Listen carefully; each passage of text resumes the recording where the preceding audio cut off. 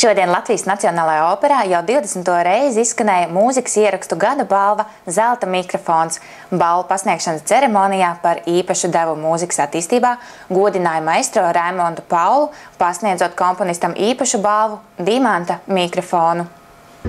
Gadu no gada viņa mūzikas ieraksti plūkuši laurus Latvijas mūzikas ierakstu gada balvas ceremonijās. Aizvadītos 60 daļradas gadu laikā viņa dziesmas ierakstītas ne tikai latviešu, bet arī krievu, japāņu, vācu, angļu, poļu, itāļu un citās valodās.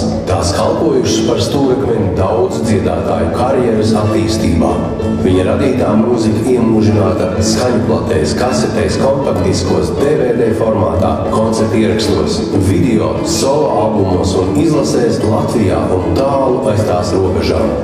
Vairāku viņa albumu tirāžu mērojami miljonos, taču nosaukt šī mūziķa Latvijas lepnuma ierakstu kopējo skaitu pat nav reāli paveicams uzdevums.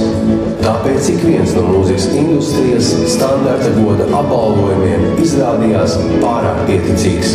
Tāpēc Latvijas mūzikas producentu apvienība Lampa vēlas pasniegt īpašu apbalvojumu Latvijā un pasaulē visvairāk izdotajam, viskuplāk tiražētajam, visvairāk atskaņotajam autoram un izpildītājam gada balvas Zelta mikrofons 20 gadu pastāvēšanas vēsturē. Speciāla balva Dimanta mikrofons šogad tiek pasniegta maestro Raimondam Paulam.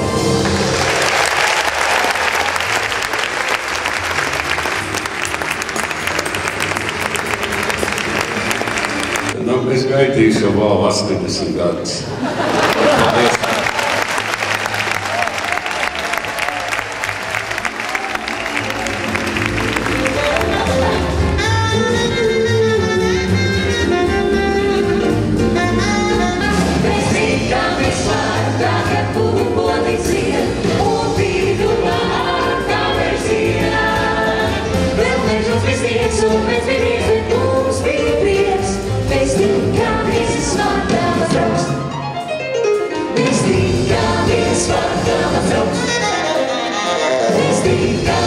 It's